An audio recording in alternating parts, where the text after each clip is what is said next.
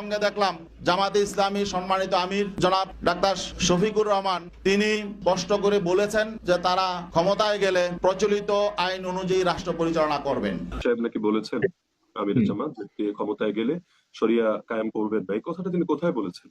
আদৌ যদি বলে থাকেন তাহলে তিনি এটা ভিডিও প্লে করে আমাদেরকে শোনাতে পারেন। হ্যাঁ, আমি নিজেও যোগদান যেহেতু আমির জামাতের হাতেই হয়েছে, ওই সময়ও তার সাথে আমার এটা আলাপ হয়েছে। তিনি কেঁদে ফেলেছিলেন।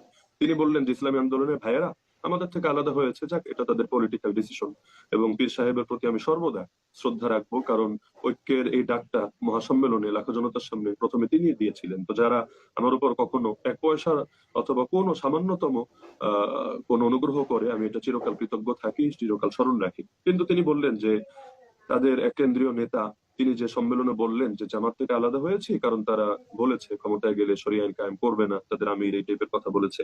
তিনি কেঁদে ফেলে বললেন যে একটাবার আমাকে অন্তত একটা ফোন দিত, এতদিন একসাথে আসা বসা ঘনিষ্ঠতা, একটাবার ফোন দিয়ে তারা নিশ্চিত হতো। যদি আমার মুখ থেকে এমন কথা বের হতো আমি ক্ষমা চেয়ে নিতাম। আমি এখনো মরে যাইনি, আমি জাতির সামনে এটার জন্য প্রকাশ্যে ভুল স্বীকার করতাম যদি আমার এটা স্লিপ অফ টাং হয়েও থাকে। আর যদি আমি এটা না বলি তারা এটা ক্লিয়ার হতো, কিন্তু এটা না করে তারা যে কথাটা বললো এটা দুঃখ করে তিনি কেঁদে ফেললেন। তারপর আমি মনে করি যে এটা শুধু আমিরা জামাত বলে কথা না, সকলে মিলেও যদি ঘোষণা দেন যে আমরা শরিয়া কায়েম করব না, তাহলে এটার সঙ্গে কেউ একমত হবে না। হ্যাঁ, এবং শরিয়া বলতে যদি এখানে শব্দের মারপ্যাচ খেলে, ওই যে বারবার বলছে যে আল্লাহর আইন চাই, তারা তো বলছে, কিন্তু শরিয়া শব্দটা কেন বলছে না? তো এখানে বুঝতে হবে যে এখানে শব্দ নিয়েই একটা, এই জামানায় যে পলিটিক্স, এখন পলিটিক্সই হলো ন্যারেটিভের পলিটিক্স আর শব্দের পলিটিক্স। বিগত আমলে এক জঙ্গি ট্যাগ দিয়ে কি পরিমাণ রাজনীতি করলো আওয়ামী লীগ, শুধু জঙ্গি ট্যাগ, মানে কাউকে হত্যার জন্য কিছু লাগবে না, শব্দ একটা লাগিয়ে দিলেই চলবে। তো অনেক সময় এমন হয় আপনার বৃহৎ কাজ নষ্ট হবে জাস্ট একটা শব্দের জন্য। তো সাগর ভাই, শেষ পয়েন্টটা আমি শেষ করি। আপনি বলে আপনাদের দীর্ঘদিনের একটা স্লোগান হচ্ছে এরকম আল্লাহর আইন চাই, এখন একটি নতুন প্রচারণা, মানে অনেক দলকেই ক্ষমতায় দেখা যায়, মানে জামাত ইসলামের একটা নতুন প্রচারণা এরকম যে অনেক দলকেই ক্ষমতায় দেখা হয়েছে, জামাতকে একটিবার সুযোগ দেওয়া হোক, আপনারা যদি নির্বাচনে জিতে ক্ষমতায় যেতে পারেন তাহলে কি বর্তমান ব্যবস্থা পাল্টে কোরআন সুন্নাহ ভিত্তিক শাসন বা শরিয়া ব্যবস্থা চালু করবেন? আসলে দেখেন, কোরআন সুন্নাহ ভিত্তিক মানে অনুশাসন যেটা, এটার ব্যাপারে সমাজের পারসেপশনের ভিন্নতা আছে। আমাদের বাংলাদেশের যে সংবিধান আছে, এই সংবিধানের অনেকগুলা আর্টিকেল, অনেকগুলা ধারা উপধারা কোরআনের সেন্সের সাথে পুরোপুরি মিলে যায়, এটার সাথে কোনো ডিফারেন্স নাই। আবার কিছু কিছু ধারা আছে সেখানে কনফ্লিক্ট, কন্ট্রাডিকশন আছে।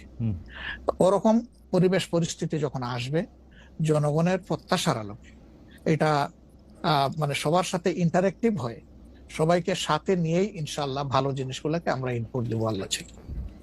তবে এটাও মনে রাখার বিষয় যে কোরআনী শাসন হঠাৎ করে আল্লাহ তাআলা এস্টাবলিশের হুকুম দেন নাই।